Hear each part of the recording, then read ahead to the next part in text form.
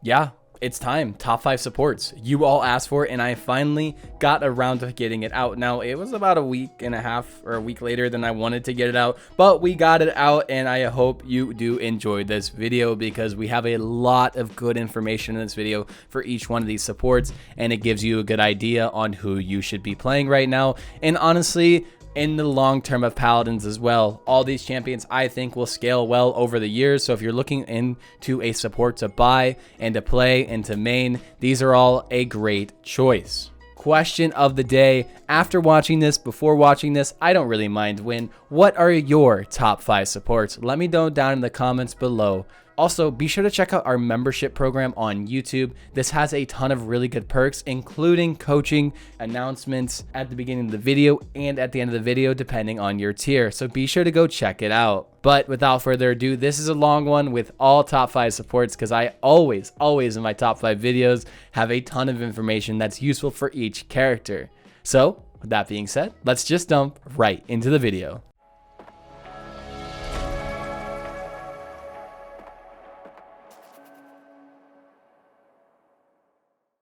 Now, first up on the list is Furia. Furia is a strong option when you want the chance to carry games as a support, and say you're a damage main and you want to play support, but you can't play damage, so you play Furia because you can carry the game. She might not provide the most healing, but what she lacks on healing, she does make up with her damage. Let's first talk about talents. Cherish. Kindle Soul heals up to 18% additional health based on an ally's missing health, and its range is increased by 300%. This is the main talent you will be running when you're running a main support, and sometimes as an off support.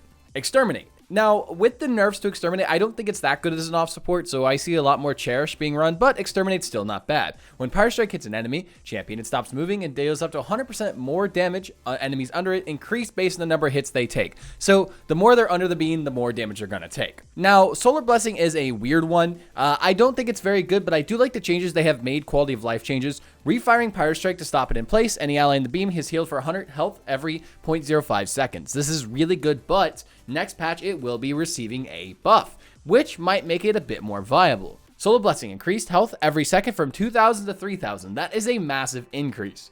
Now, one thing Solar Blessing is lacking is quality of life changes where you can't really see your beam through walls. You don't really particularly know when to stop it. So that's the only thing it's really lacking from, but with the health increase, it could be viable next patch and I will be trying it out. Let's talk Furia builds. For Cherish, you're running something similar to this: Lightforge 5, Burning Oath 4, Ruthless 1, Incandescent Being 4, and Inner Fire. Now, when it comes to Furia, there are a couple of cards that you really need. I think Lightforge is essential after the buffs, but I understand if you'd rather replace it with something else. I don't think you replace it with the shield card because I don't think it's very good. Ruthless is something that I run lower, but I would suggest other people to run a bit higher. Inner Fire you get a ton of value on because you're constantly doing damage, and when you weave in heals, getting that extra ammo really does help you. And health guards are really good in supports right now because of the Veteran Haven meta. Even next patch with Veteran being nerfed, I don't think it's going to be that good. You could still run Haven and get a ton of effective HP. Now, if you are going to run Exterminate, this is a decent build to play. Ruthless, Solar Flare, Burning Oath, Stoke the Fire, and Hollowed Sight. Now, Burning Oath is something on all supports you want to have. You want some sort of self-sustain on your supports. And there's nothing wrong with getting some radius on your Pyre Strike. Stoke the Fire, I'm not sure if I really want to run this card, but I do like it so far. Using your movement ability to reset your damage isn't always the best thing because you are now out of mobility, but it's not a bad thing to do. And then Hollowed Sight is nice, so you can generate your Wrath even quicker. Now, if Solar Blessing does become viable, this will be similar to the build you'd be running: Inner Fire, Burning Oath, Stoke the Fire, Solar Flare, and Ruthless. You're replacing Lightforge with Stoke the Fire, and you're putting in Solar Flare over the health card, and you're running a bit more Ruthless. Now, with all these decks, you can move around some of the points, but I think Stoke the Fire is a necessity and Solar Flare is also a necessity. The 3 cards in the middle, you all do need to run, plus Ruthless. Inner Fire, I think, is interchangeable, but that's about it. Now, when we're talking cards for Furia, you're looking at rushing Chronos. Chronos is very good on Furia, reduces your cooldowns. You have very lengthy cooldowns outside of your heal, and even with your heal, it does reduce it enough to where it feels really good to buy Chronos. With Furia having the best ultimate in the game, Morale Boost is also a very good choice. With utility cards, you're looking at a Haven, a Nimble. Haven is nice for the effective HP, and Nimble is nice because you are a line of sight healer. You require to see allies to heal them. So you you want movement speed to get line of sight of them. And then Wrecker, Bulldozer, Resilience, all situational depending on what the enemy comp is. Now, when it comes to Fury's playstyle, she's very versatile. She's really the jack of all trades, master of none. She doesn't do the most amount of healing. She doesn't do the most amount of damage. She has decent CC. She kind of just does everything, but she has the potential to carry the games when she has her ultimate. Her damage is one of the, if not the highest for supports. When you're looking to solo carry games, Furia is an amazing option because of that. With building up your passive, your Ruthless, your Wrath, you get a ton of attack speed. And with that attack speed, your DPS increases your damage per second. With that, if you're healing allies properly, getting your passive up and then ulting, you can easily 1v1 any damage or flank in the game. Now, Furia is what we like to call a late game healer. Now, this isn't something that is really used in Paladins. It's more of a term that's used in MOBAs because some characters do better late game with items. Furia is similar. Early game, she's a bit weaker because her healing is less, but late game, since her damage is so high, she is able to replace that weaker healing and output more damage than other supports late game while they're struggling to heal people in COT 3 and they don't do a lot of damage. So that's where Furia really does shine. Sometimes you will lose first point, but later on, you will take over the game. And her ultimate, what can I say? It's the best in the game. I'm going to be doing an alt tier list at some point, and she's going to be S+. She is the best ultimate in the game. There is no other ultimate that compares to hers. She just provides so much with a single click of the button and a full immunity and 8-second duration. It is a very, very strong ultimate. If you are looking to play a support that feels like a damage dealer that can heal, Furia should be your go-to. All right, let's talk about Grohk next. So Grohk is one of those champions that is a very strong off support or second support for your team. With his Totemic Ward and Maelstrom talents, I think Totemic Ward is actually better than Maelstrom, but it's debatable that Maelstrom is good in certain comps that don't have shields, etc. He can output enough damage and healing to make sure his team never dies, and you can dominate the enemy with any of his playstyles. With Totemic Ward, you might think, oh, I'm lacking a lot of damage. No, Grohk has a lot of base damage, and it's kind of undervalued and surprising for a lot of players. Now, let's talk about talents. Totemic Ward, what is it? Gain a third charge of healing totem, increase the healing by 15%, and increase the radius by 25%. That radius, nice, and the healing is very, very nice. And the simple fact that you get a third charge as well as those, this talent is a very strong one. Now, Grohk isn't really solo heal capable, but again, as an off support, he's very strong. Maelstrom. Your weapon shots reduce the cooldown of your shock bolts by 0.5, and shock bolts chains an additional 4 times. So pretty much you are just bouncing around your shock pulse a ton. And if you're hitting enemies with your auto attack or your basic attack, then you are just flying through the damage and you're getting a lot of poke damage off. First, let's talk about the Totemic Ward build. Totemic Ward, Monolithic Totem, Crackle, Spirit's Grace, Astral Traveler, and Outreach. Now, Monolithic Totem just feels good because people with Grohk, you sometimes want to focus down his totems to get rid of his healing, so putting a little extra beef on those totems is nice. Crackle, increase the duration by a little bit just to get a little extra healing out. Spirit's Grace is one of his best cards, if not his best cards. The movement speed on Totem is very useful for your allies and yourself. Astral Traveler, Grohk has a very, very bad movement, and getting a little extra speed on it is nice to get around situations. It's a very long cooldown, but a very good movement ability, but it's slow. Outreach, you kind of need increased range on the totems. The totems feel very bad when it comes to range, so this card is very necessary. Overall, this Totemic, with this build and all builds, you know, you can move around the points and move around some cards, but this is just a general outline. Next, let's talk about his Maelstrom build. Conduit, increased movement speed after hitting an enemy with shock bolts. This is still a good card. It was changed a while back from a stacking card to just proccing once, but it is still very nice to have that extra movement speed while you are getting your shock pulses out. Arc Lightning, Lightning Rod, Thunderstruck, and Spirit's Grace as well. Arc Lightning, increase the range of the shock pulse. It's nice. Whenever you are bouncing that many times, you want to keep bouncing and getting as much damage as you can, so the range is good to have. Heal for each enemy hit with shock pulse. When you are getting shock pulses out and out and out, you are healing a ton with this card. Thunderstruck, generate 12 ammo for each unique enemy hit with shock pulse. This is a very nice card because it's a good feedback loop. While you're hitting enemies with your basic attack and you are putting out shock pulses, you are constantly getting ammo back. It's super nice. Spirit's Grace, I feel like this card is like necessary in all Grohk builds. You still have 2 totems to put out, and even if you're using them for yourself, you still get that movement speed. So this is a Grohk build. Let's talk about some cards that are good for Grohk. Chronos is probably his best, while Morale Boost is his second best. Chronos, he has very high cooldowns, so getting those reduced as much as you can is important, while Grohk has one of the best ultimates in the game, so Morale Boost is a very necessary card. Then you're looking at a Veteran, a Haven. Typically, you want to go Haven first. You want to rush him Haven to get that sustain online. Then like Wrecker or Bulldozer or Resilience. Grohk is actually a pretty decent Wrecker since it does scale up on shields as attacks. Resilience, if you're playing against a lot of CC, and Bulldozer, depending on who you're playing against, like a Mane Dragon or a Nara, like double wall or something, which you're not really going to kill the wall, but why not? Grohk or Barrack Big Totem, it really just depends. Now, let's talk about Grohk's overall playstyle. He's not a good solo healer, honestly, in his current state, but he has a very strong off support due to his base damage on Totemic Ward, and his ultimate is probably in the top 5 ults in Paladins, so it does increase his value as a pick. His damage is solid. Totemic Ward damage is pretty good, while his healing is very good with it. Maelstrom, his damage increases tenfold, increases his ult charge, which means more ult, more damage, more ults, more damage, more ults. It's a great feedback loop. I want to note that we didn't talk about his third talent because his third talent, Spirit's Domain, just doesn't work. It's hard to pull off, and it's not like Combat Medic where it just is high skill. You just don't really have the range to really get it done, and it's very easy to focus you down since you're low range.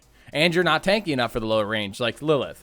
But his damage and healing is overall very solid, and as long as you're tracking well and keeping your auto attacks on the target, you are ramping up your damage and doing more damage over time. His healing, though, again, is lackluster solo, but amazing as a double support.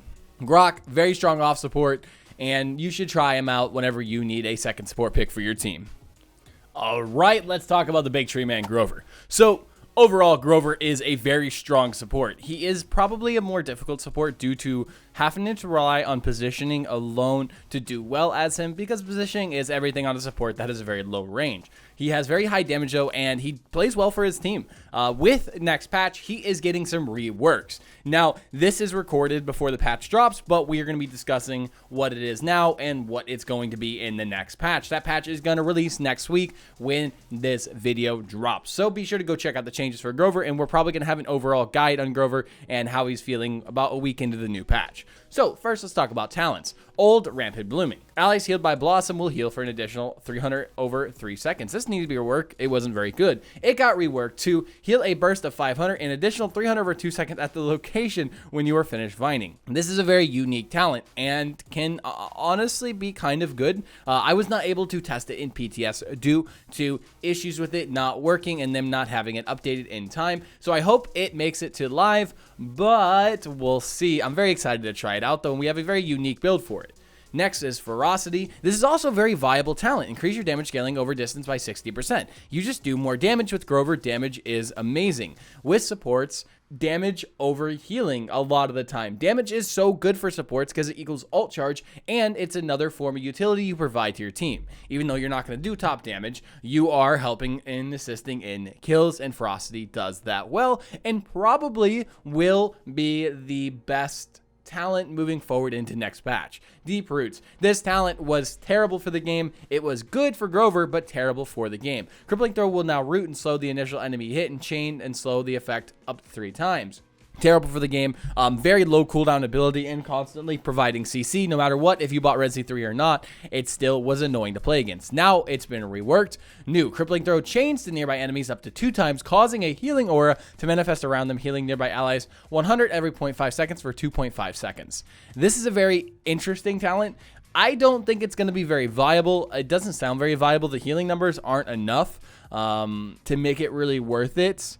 I don't know. I'll just have to test it out when the new patch drops and really see. All right, let's talk about the builds. And first, let's discuss the unique build we were talking about earlier. The new Rampant Blooming. Verdant Expanse, Pick Up, Chop Down, Unstoppable, Bark Skin. Now, this is pretty much like the Fatalis build when it comes to the old Deep Roots, where if you hit your Crippling Throw, it resets. But instead, if you hit your Crippling Throw, it resets your Vine, which is interesting. Of course, you need to run Radius, though, and you need Unstoppable for the DR.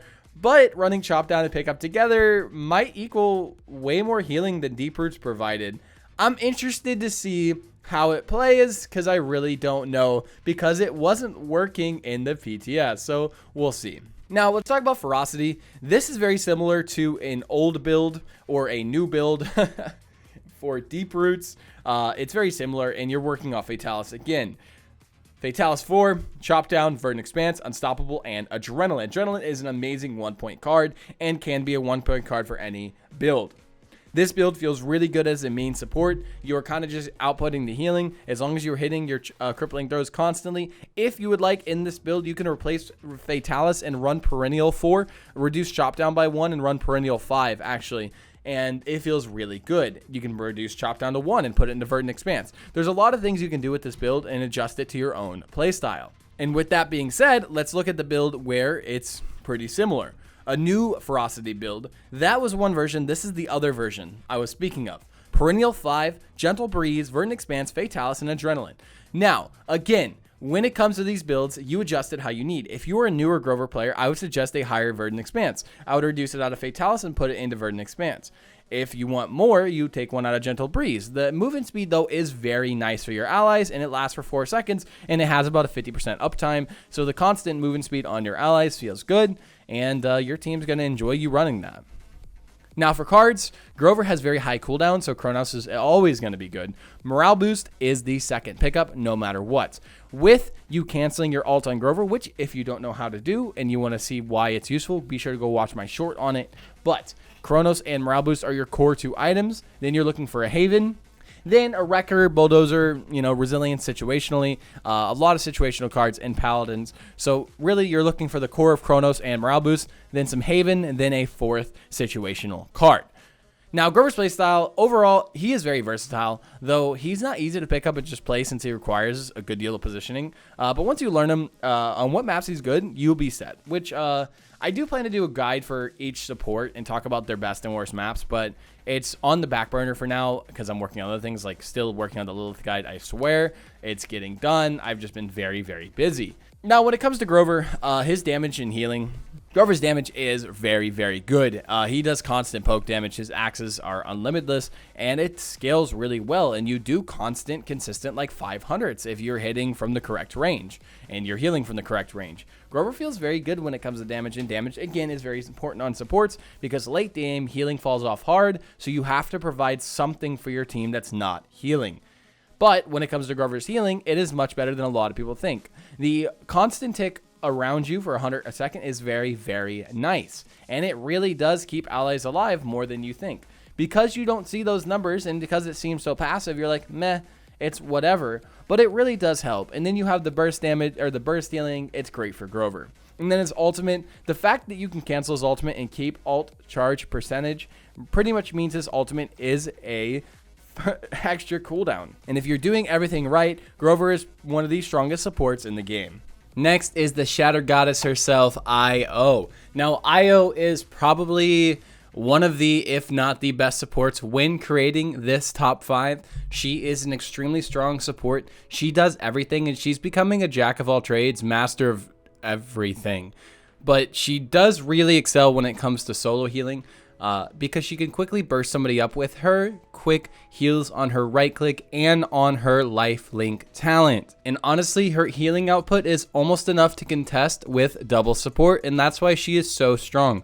And she's one of the only healers in the meta right now that's really not a full support, because Io does bring some support elements, but she does focus on mainly healing. Let's talk about talents. Now, if you're running Io, you're typically looking to run lifelink. Luna heals allies around her for 300 per second. Lifelink is her strongest talent, but an alternative option is Goddess Blessing. Allies being healed by Moonlight takes 15% reduced damage. Now, I really don't run Goddess Blessing, and I don't find a lot of instances where I do want to run it.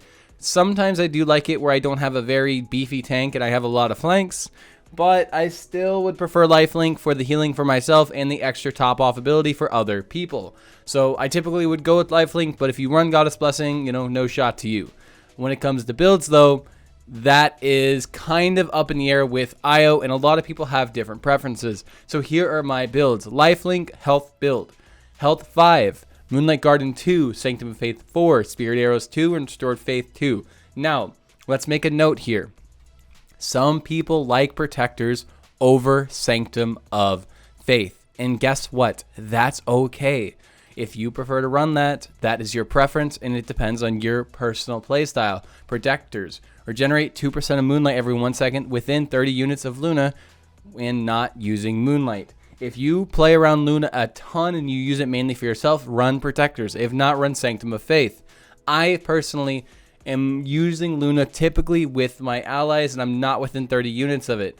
But again, it's depending on personal playstyle. Now, let's talk about my non-health build for Lifelink, which might become meta next patch when a Veteran Haven is nerfed, in the patch where Veteran Haven is nerfed. But honestly, I still think the health build will still be the meta. Moonlight Garden 2, Sanctum of Faith, or Protectors, Spirit Arrows, Moonwalk, Restored Faith. Now, this build goes into Moonlight capacity rather than health. Moonlight capacity is not, I would consider, a necessity. I think that is something that is just nice to have.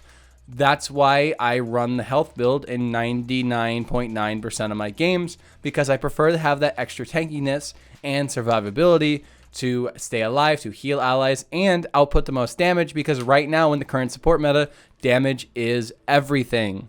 And then finally, if you want to run Goddess Blessing, here is a build for you. Swift Arrows for some utility, Moonlight Garden, Celestial Body 1.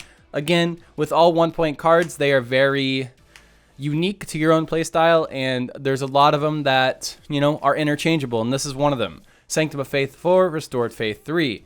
Again, a typical IO build, but instead of running the Moonlight capacity at 5 or health, we're running utility at 5, because we're going to be doing a lot of solo pocketing with the DR, and to boost movement speed at the same time will be a very good addition. So the cards you're going to be taking on IO, you're looking for a lot of Havens, some Nimbles, and honestly, because she is a support that doesn't need Chronos, she has a lot of utility cards. Haven and Nimble, I think, are the two cards that you start, and then you rush. You probably want to avoid Haven 3 because how expensive it is now. But I would go Haven 2, some Nimble, and then some utility for your team or survivability for yourself. So if you're against a lot of crowd control, I would run Resilience. If not, maybe a Bulldozer, a Wrecker. It kind of just depends on what you're playing against. So you have to make that decision in-game, what your team needs the most. So Io's playstyle, she honestly is a bit of a heal bot, but with the right loadout and items, you can honestly solo carry games. Now, she's no Furia.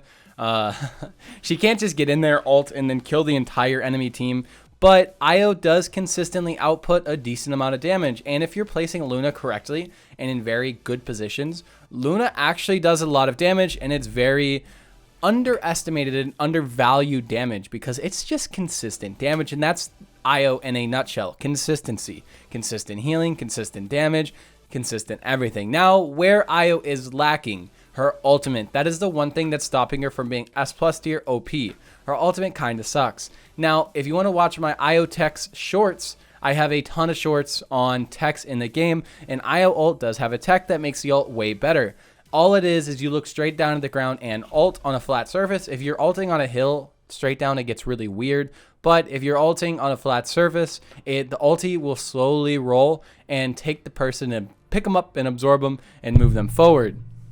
So be sure to watch that to see how to use the ultimate and get value from it. When it comes to her damage and healing, though, she is just the best. Her healing is the best right now, and her damage isn't number one, but it is solid enough to make her the best support in the game. Because again, with supports right now, with us dealing with 90% cauterize, we are dealing with a meta that damage and utility is king. Because healing isn't as effective, you need to provide something else to your team that isn't that. And IO does that extremely well. IO overall is an amazing support, and I think you should pick her up and play her at any point because I don't ever see her falling out of the meta.